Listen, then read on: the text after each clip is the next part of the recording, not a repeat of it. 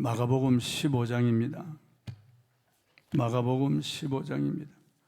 이제 다음 주부터 다시 누가복음으로 들어가겠습니다. 마가복음 15장입니다.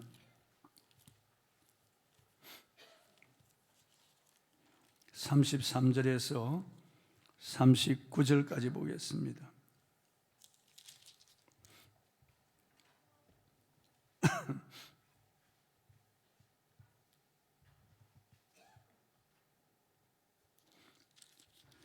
마가복음 15장 33절에서 39절까지입니다.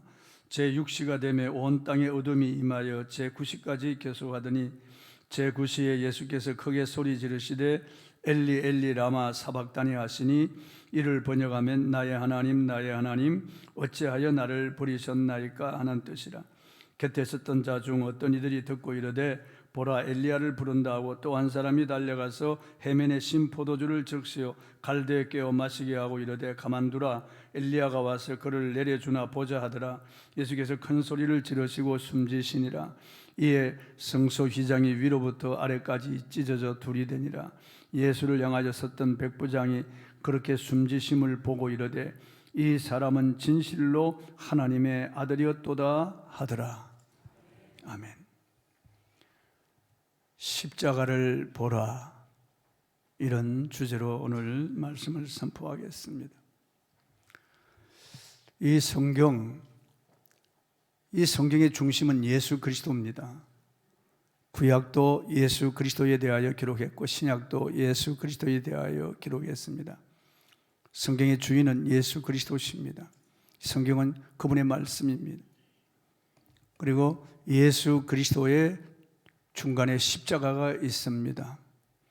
십자가는 복음의 핵심입니다. 십자가는 구원을 주시는 하나님의 능력입니다. 이 십자가가 들어가는 곳마다 남녀가 평등해지고 인간의 존엄성이 회복되고 문명이 발전하고 삶의 질이 높아지고 이 십자가가 들어가는 곳마다 인간다운 보람있는 삶을 살게 되는 것입니다. 십자가는 무한 능력입니다. 그래서 이 바이킹족 바다에서 도둑질 해먹고 살던 사람들, 그들에게 십자가 복음이 들어가면서 그들이 개화되고 문명 선진국이 되었습니다. 그들 나라의 국기가 십자가입니다. 핀란드, 스웨덴, 노르웨이, 덴마크, 그리고 스위스도 십자가가 그들의 국기예요. 영국도 그 사실은 십자가가 그들의 국기입니다. 병원의 치료를 상징하는 그 청십자가도 십자가에서 나온 것이고 구제와 구호를 상징하는 적십자사의 적십자도 십자가에서 나온 것입니다. 한 개인이 십자가를 경험하고 십자가 앞에서 울며 회개한 사람, 그 사람 구원받습니다. 한 사람에게 있어서 십자가가 얼마나 중요한지 알 수 없습니다. 십자가를 제대로 이해했는지, 십자가가 그 사람의 신앙의 중심에 있는지, 그것이 중요한 것입니다. 교회 나와도 아직 십자가가 그 중심이 없다면, 십자가를 경험하지 못하고 십자가를 바로 이해하지 못했다면 그 사람은 그리스도인이라고 볼 수가 없습니다. 우리가 어떻게 십자가를 바라보느냐, 십자가를 어떻게 이해하느냐 너무나 중요한 것입니다. 십자가에 두 가지가 나타났습니다. 첫째는 하나님의 공의요, 둘째는 하나님의 사랑입니다. 십자가에 하나님의 공의가 나타난 것입니다. 십자가에 매달린 하나님의 아들, 하나님의 친아들일지라도 인간의 죄를 짊어진 그에게 하나님 진노와 저주를 퍼부으셨던 겁니다. 그리고 죽이셨던 겁니다. 하나님은 사랑이시지만 하나님은 죄는 미워하십니다. 하나님은 죄를 참아 보지도 못하시는 분이에요. 하나님은 죄와 상관이 없는 분입니다. 하나님은 죄는 반드시 심판하십니다. 먹는 날에는 정령 죽으리라고 한 그 말씀대로 하나님 반드시 죄는 그냥 얼버무려 넘어가질 않습니다. 성경에 하나님의 율법 613가지가 기록되어 있습니다. 율법은 하나님이 하라고 하신 명령과 하지 말라고 하신 명령을 집대성한 겁니다. 하지 말라고 한 율법 365가지, 하라고 한 율법이 248가지입니다. 하라고 한 율법, 하지 말라고 한 율법, 나 외에 다른 신을 두지 말라, 너를 위하여 우상을 만들지 말라, 살인하지 말라, 가늠하지 말라, 도둑질하지 말라, 내 의의 것을 헤아리고 거짓 증거하지 말라, 내 의에서 집을 탐내지 말라, 하지 말라, 하지 말라, 하지 말라. 이게 248가지가 있어요. 그리고 안식일을 기억하여 그날을 거룩히 지켜라 하라, 내 부모를 공경하라 하라고 한 명령은 248가지가 있어요. 이 하나님의 명령에 빗나간 것이 전부 죄란 말입니다. 하나님의 목적에서 빗나가고 하나님의 말씀에서 빗나간 것이 전부 죄입니다. 중세 유럽에 패스트 바이러스가 돌아서 유럽 인구의 40%가 죽었습니다. 삽시간에 일어난 일이죠. 쥐가 옮기는 이 패스트 바이러스로 인해서 인간이 그냥 죽어간 겁니다. 이번에 코로나 팬데믹 바이러스로 인해서, 이 코로나 바이러스로 인해서 3년간 죽어간 사람이 2천만 명이 넘습니다. 그러나 죄는 이 바이러스보다 더 무서운 것입니다. 에이즈나 사스나 메르스 같은 이런 바이러스보다 더 무서운 것이 죄란 말입니다. 사람들은 병원에 가서 검진을 받습니다. 암을 조기에 발견하면 그래도 살 수 있는 가능성이 많기 때문에 내시경으로 대장 검사도 하고 위 검사도 하고 엑스레이도 찍고 MRI도 CT 촬영도 하고 그러는 겁니다. 내 몸에 이런 암세포를 조기 발견하고 염증을 조기 발견하기 위해서 그렇게 하는 거죠. 그러나 죄는요, 암보다도 1000만 배나 더 무서운 것이에요.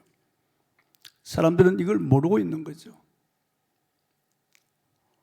우린 태어나면서 죄를 가지고 태어났습니다. 성경은 모친이 죄 중에 나를 잉태하였고 내가 죄악 중에 출생하였다고 고백하고 있습니다. 인간은 태어나면서 다 죄의 유전자를 가지고 태어났고 더러운 죄의 피를 가지고 태어났어요. 우리 아담과 조상이 지은 죄의 피를 내가 가지고 물려받고 태어났어요. 우리는 다 원죄를 가지고 있습니다. 그래서 어린아이도 죄를 짓는 거예요. 어린아이도 괴롭히는 거예요.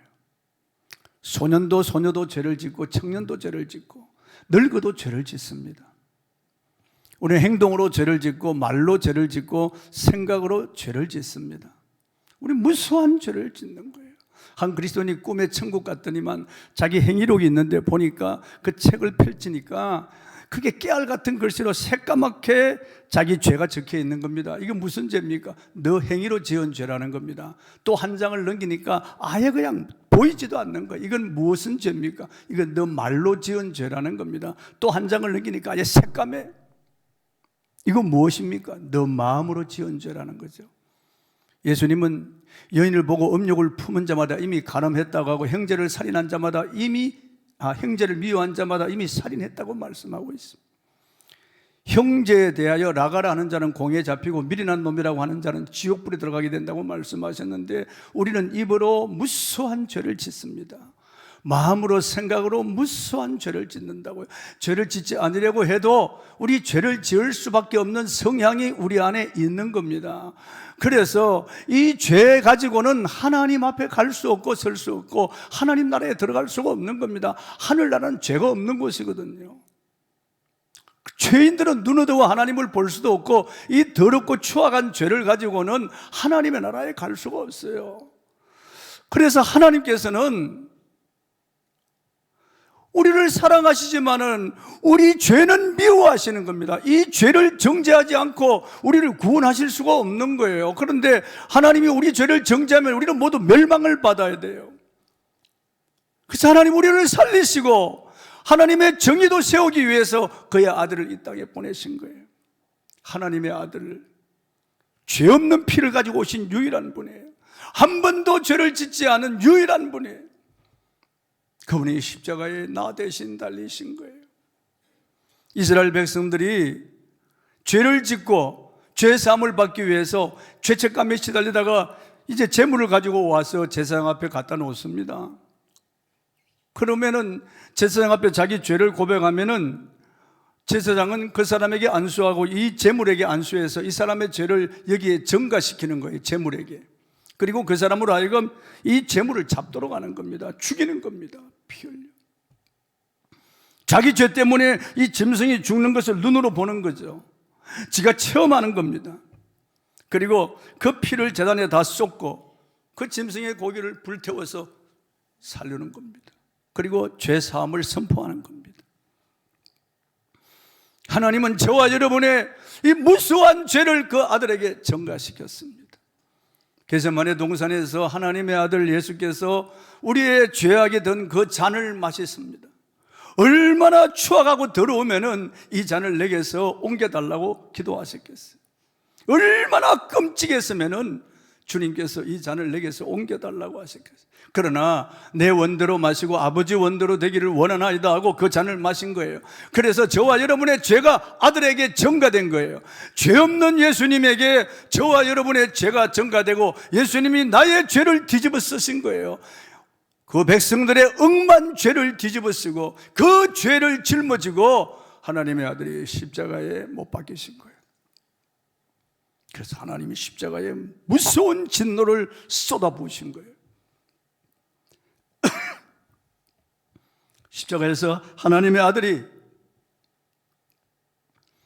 하나님의 저주를 받고 진노를 받아서 피 흘려 죽임을 당하신 겁니다. 본문 34절을 한번 읽어보겠습니다. 제9시에 예수께서 크게 소리 지르시되 엘리 엘리 라마 사박다니 하시니 이를 번역하면 나의 하나님 나의 하나님 어찌하여 나를 부르셨나이까 하는 뜻이라.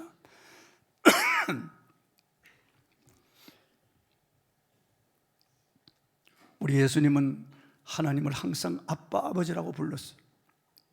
하나님이라고 부르지 않았어요. 언제나 친근하게 아빠 아버지라고, 나의 아버지 너의 아버지 그렇게 말씀하셨어요.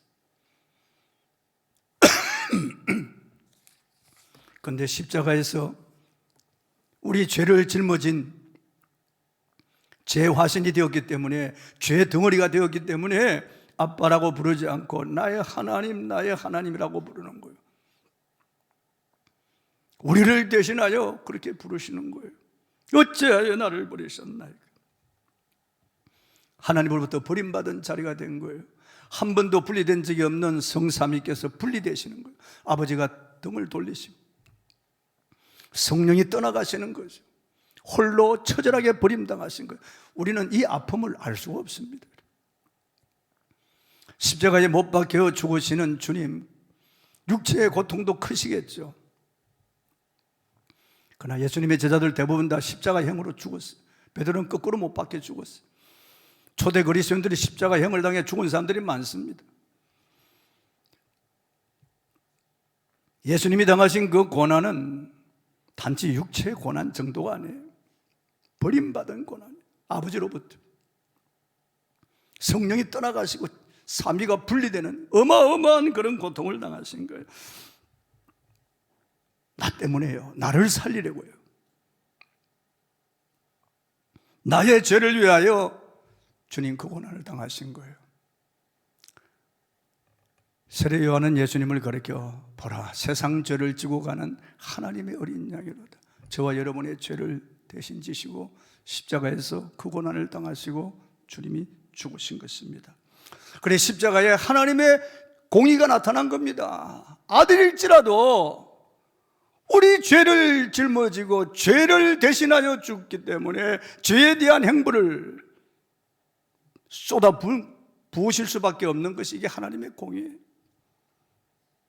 먹는 날에는 정령 죽으리라고 하신 말씀대로 처절하게 죽임을 당하시는 거예요. 그리고 십자가에 하나님의 사랑이 나타났습니다. 요한복음 3장 16절 하나님이 세상을 이처럼 사랑하사 독생자를 주셨으니 이는 그를 믿는 자마다 멸망하지 않고 영생을 얻게 하려 하십니다. 하나님이 세상, 그 세상은 나를 말하는 거예요. 하나님이, 여러분의 이름을 한번 넣어서 불러보세요. 하나님이 나를 이처럼 사랑하세요. 어떻게? 독생자를 주셨어요. 십자가에 내어주셨다는 말이에요.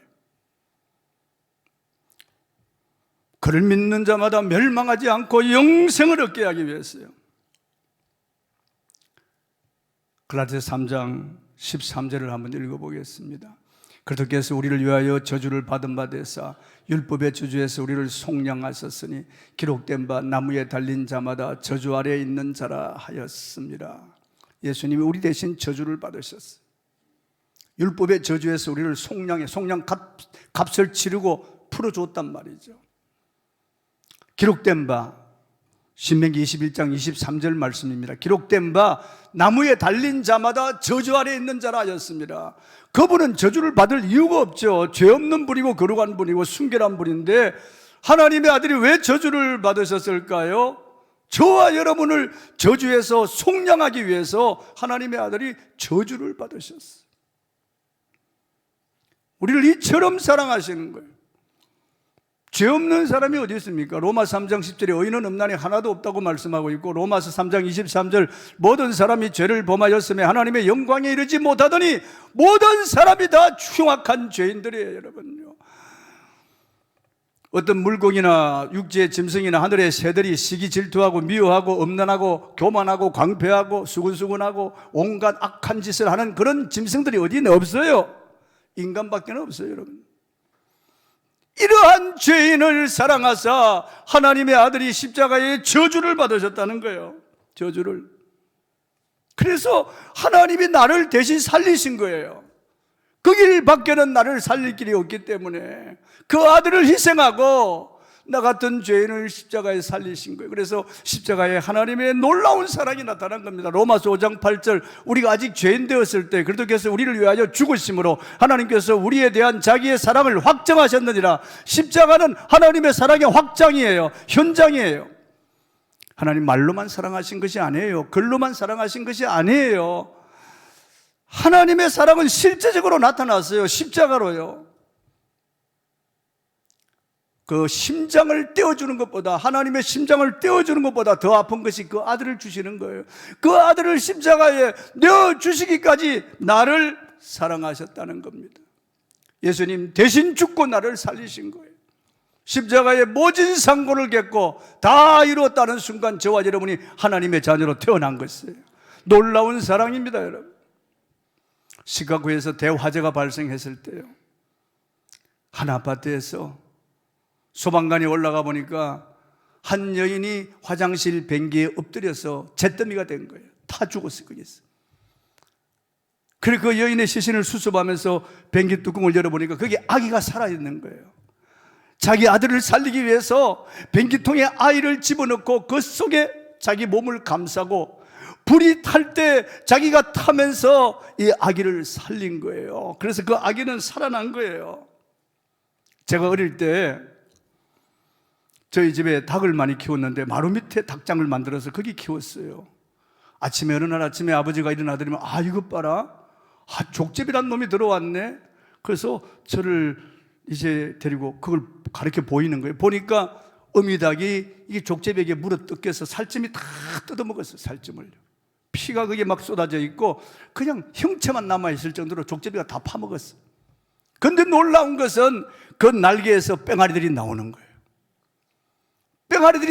뺑아리들을 살리려고 어미닭은 그 뺑아리를 날개 밑에 품고 자기가 살을 뜯어먹히면서 피 흘려 쪽제비에게 살이 뜯어먹히면서 죽어가면서 그 고통 속에서 뺑아리들을 살리려고 요동을 하지 않고 참았던 겁니다. 주님은 나를 위하여 십자가에서 몸버려 피 흘려 살찢고 생명을 내어주어서 나를 살리신 겁니다. 우린 죄로 하나님과 인간 사이에 죄의 담이 막혀서 하나님께 갈 수가 없어요. 그런데 예수께서 십자가로 죄의 담을 허무시고 우리를 살리신 거예요.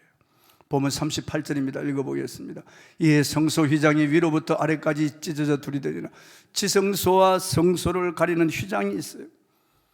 아무도 지성소에 들어가지 못합니다. 유대 원력 7월 10일 날 단 한 번 대제사장이 들어갈 수 있습니다. 인간의 죄를 사하기 위하여 들어가는 곳이 한 번. 그것도 하나님이 허락하셨어. 그것도 줄을 메어가지고 뚫면서 들어가는 거예요.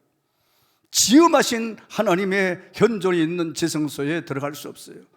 그런데 예수께서 십자가에 자기 몸을 제물로 깨뜨려 제물 삼아 자기 몸을 희생하여 죽으실 때 지성소와 성소를 가리는 장이 위로부터 쫙 찢어져서 둘이 되고 하나가 된 겁니다. 누구라도 이제 예수 그리스도를 통해서 하나님 아버지께로 갈 수 있는 길이 열리게 된 겁니다.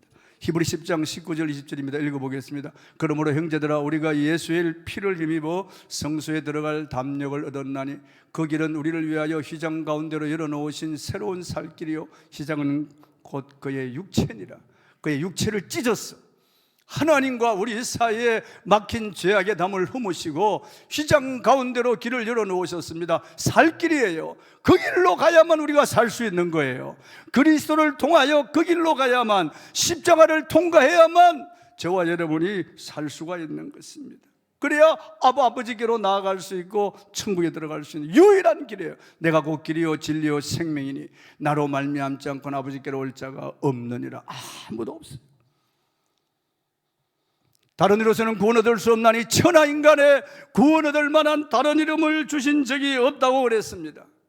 십자가의 사형 집행관이었던 백부장이 그 예수님의 십자가를 뚫어지게 쳐다봐. 처음부터 끝까지 사형 집행관이니까 무슨 일이 일어나든지 지켜봐야 되니까 지켜보고 있던 이 백부장이 놀라운 고백을 합니다. 본문 39절입니다. 읽어보겠습니다.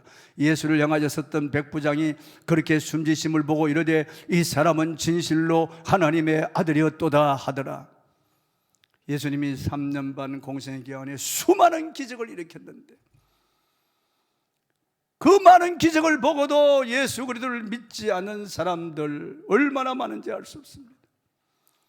수많은 병든 자를 치료하고 살렸는데 그 말씀을 들었는데도 믿지 않는 자들이 너무나 많았습니다. 거의 다 믿지 않는 거예요. 그러나 십자가상에서 매달려 못 박혀 처절하게 죽어가는 예수를 보고 하나님의 아들로 고백하는 이 고백이 사람의 입에서 나왔다고 말해요. 이 집행관의 입에서 이 고백이 나왔어요. 이게 그냥 된 일입니까? 성령의 감동으로 된 일이에요. 십자가에서 예수님이 하시는 그 7마디 말씀을 들었습니다. 그리고 십자가에 나타난 이 놀라운 현상들을 보았습니다. 그리고 해가 어두워지며 천지가 진동하고 땅이 터지는 이런 현상을 보면서 이 백부장이 십자가에 못 박힌 예수를 바라보고 이는 진실로 하나님의 아들이로소이다 고백하는 겁니다. 저와 여러분도 십자가를 바라봐야 돼요. 십자가를 바라보고 이와 같이 고백해야 됩니다. 그는 처음부터 형집행관으로서 눈을 떼지 않았습니다. 그리고 예수께서 하시는 말씀을 들으며 그는 성령의 감동을 받았습니다. 한 강도가 성령의 감동을 받고 회개하여 예수 믿고 구원받은 것처럼 이 집행관도 십자가 상에 매달린 죽어가는 사형수 예수 그리스도를 바라보고 예수님을 하나님의 아들로 고백한 것입니다. 사람은 죄를 이기려고 노력합니다. 그렇지만 인간이 만든 어떤 종교의 몸부림도 죄를 이기게 할 수 없습니다. 돌을 닦고 참선하고 고행하고 금욕하는 온갖 짓을 다해도 인간 스스로 거룩해 질 수 없고 죄를 떠날 수가 없습니다. 양심으로나 교양으로나 사회적으로나 나쁜 것이 무엇인지 잘 알고 있지만 본성 깊은 곳에서는 금지된 것에 대한 호기심과 흥미를 가지고 불나방같이 불을 향하여 달라들듯이 죄의 기회를 찾고 죄를 범하고 맙니다. 교도소를 많이 짓고 법을 엄하게 하고 교육의 질을 높여도 죄의 유혹과 충동 앞에 마음이 쉽게 무너지는 것입니다. 인간의 결심과 노력만으로 이런 끈적끈적한 죄의 정욕을 떼어낼 수가 없지만은 십자가 은총을 깨닫고 십자가 보혈의 능력을 체험하고 나면은 죄를 이길 수 있는 능력이 생기는 것입니다. 히브리서 9장 14절입니다. 읽어보겠습니다. 히브리서 9장 14절 하물며 영원하신 성령으로 말미암아 흠없는 자기를 하나님께 드린 그리스도의 피가 어찌 너희 양심을 죽은 행실에서 깨끗하게 하고 살아계신 하나님을 섬기게 하지 못하겠느냐. 십자가 은혜를 깨달은 사람은 죄를 이길 수 있습니다.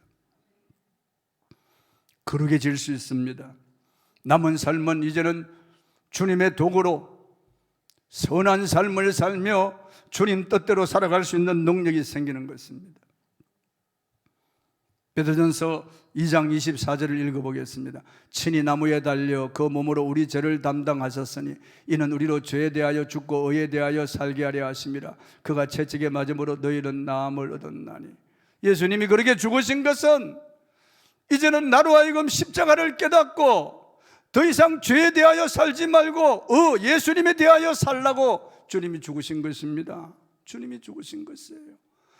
청개구리 엄마가 죽으면서 청개구리에게 나가 죽으면 내가 죽으면 냇가에 묻어달라고 그렇게 부탁합니다. 왜냐하면 요놈 무엇이든지 반대로 하니까.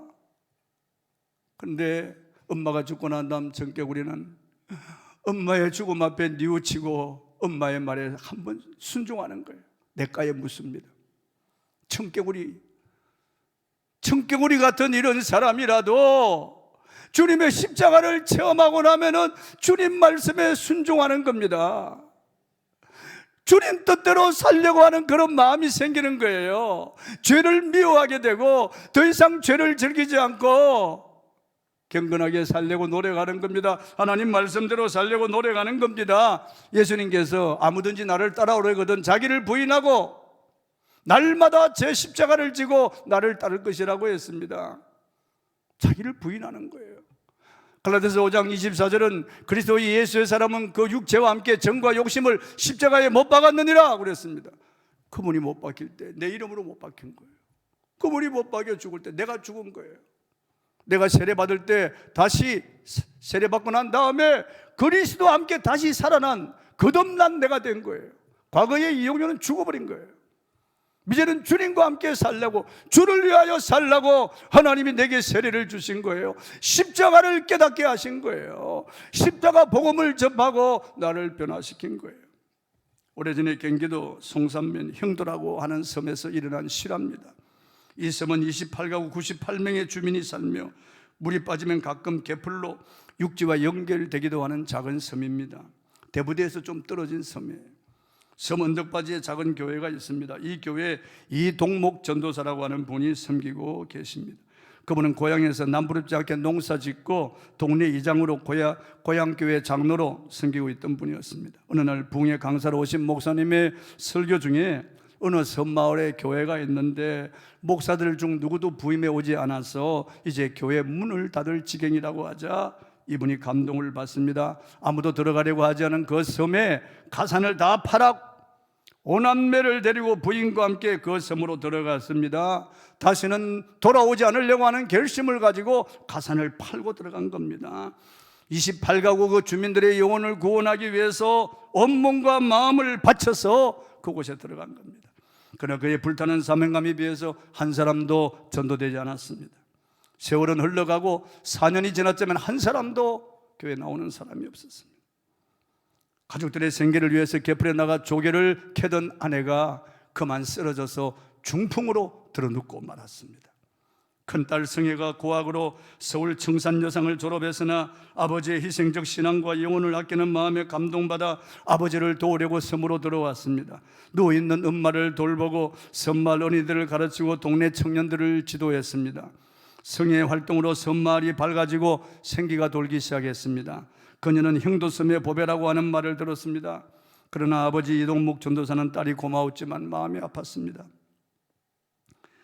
딸의 앞길을 열어주기 위해서 통신으로 신학대학 과정을 공부하도록 권했고 성혜가 이를 받아들였습니다. 그 이듬해 이를 성혜는 통신대학 입학시에 올릴 사진을 찍기 위해 육지로 나갔습니다. 돌아오는 배편이 그날따라 뜨질 않았습니다. 저녁 집회 예배가 있으므로 육지에서 지체할 수 없었던 성혜는 저녁에 마침 물이 빠진 풀밭으로 건너오다가 그만 바닷물에 휩쓸려 실종되고 말았습니다. 성혜의 시신은 한 달이 훨씬 지난 뒤 물길로 32천 떨어진 대부도 해안에서 발견되었습니다. 마침 추운 겨울이라 그녀의 시신은 상한 곳 하나 없이 반드시 누워 있었습니다. 사진을 찍기 위해 그날 평생 처음으로 단발머리를 자르고 파마를 한 모습 그대로였습니다. 이동목 전도사의 오로는 끝이 없었습니다. 통곡했습니다. 그로서는 아내의 중풍과 딸의 죽음을 이해할 수가 없었습니다. 그런데 놀라운 것은 딸의 시신을 거두어 묻은 후에 아무도 없던 그 교회 마을 사람들이 나오기 시작했습니다. 성의 죽음이 있고 난 후에 마을 사람들이 이동목 전도사의 희생과 사랑을 느끼기 시작했던 것입니다. 저를 이 섬에서 죽게 하시고 가난한 섬마을 사람들의 영혼을 구원해 달라고 새벽마다 눈물로 기도한 이동목 전도사의 기도는 그 아프고 쓰라린 아내와 성의 희생을 통해 응답이 되었습니다. 성의 죽음을 통해 한 생명이 죽고 35명의 새 생명이 탄생이 된 것입니다.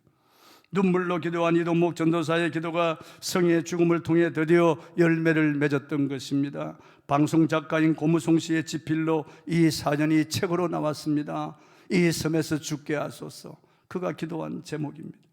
우리는 다 이해할 수 없지만은 이 세상에서 하나님의 나라는 사랑과 희생을 통해서 열매를 맺습니다. 십자가를 통해서 수많은 열매를 맺고 있습니다. 하늘의 미랄이 땅에 떨어져 죽으면 많은 열매를 맺고 죽지 아니하면 하늘 그대로 있는 하는 주님의 말씀 그대로입니다. 이제 40년이 지난 지금 이동목 전도사의 내 아들은 목사가 되고 그들은 다 교회를 훌륭히 섬기는 주의 종들이 다 되었습니다. 이동목 전도사와 그 부인은 이제 연세가 많아서 은퇴했지만은 노년을 행복하게 사는 그런 모습을 제가 며칠 전 인터넷을 통해서 보았습니다. 요즘 같은 세상에 십자가 알고 십자가 신앙 가지고 십자가 복음을 제대로 믿는 사람이 소수입니다. 주님 오시는 날이 가까워질수록 사람들은 늘 멀 길로 가게 되어 있습니다. 그런데 하나님이 우리에게 보이시고 지시하시는 길은 언제나 십자가입니다. 아무든지 나를 따라오려거든 자기를 부인하고 날마다 제 십자가를 지고 나를 따를 것이니라. 진정한 행복과 능력은 십자가에 있습니다. 우리가 가고 있는 이 길이 세상 관점에서 보면 괜찮은 길 같지만은 행복하지 않은 이유는 십자가를 버렸기 때문입니다. 반대로 희생과 수고를 하면서 행복한 것은 세상 사람들이 모르는 십자가의 신비며 능력입니다. 십자가의 길은 기도하지 않으면 갈 수 없는 길입니다. 이 길을 가는 동안 때로는 외롭고 지쳐 쓰러질 수 있습니다. 그럴 때마다 서로를 위로하며 격려하며 세워주고 잡아주고 함께 천성을 향하여 가는 길이 바로 십자가의 길입니다. 여러분, 우리의 시선이 항상 십자가에 고정되어 있기를 바랍니다. 여러분, 십자가를 품고 살기를 바랍니다. 십자가의 참도에 복종하시기를 바랍니다. 십자가 얼마나 사랑하는 그 십자가 나도 사랑하고 나도 그 십자가 붙들고 십자가의 길을 가는 저와 여러분이 되기를 주님의 이름으로 축원합니다. 성찬식을 거행하겠습니다.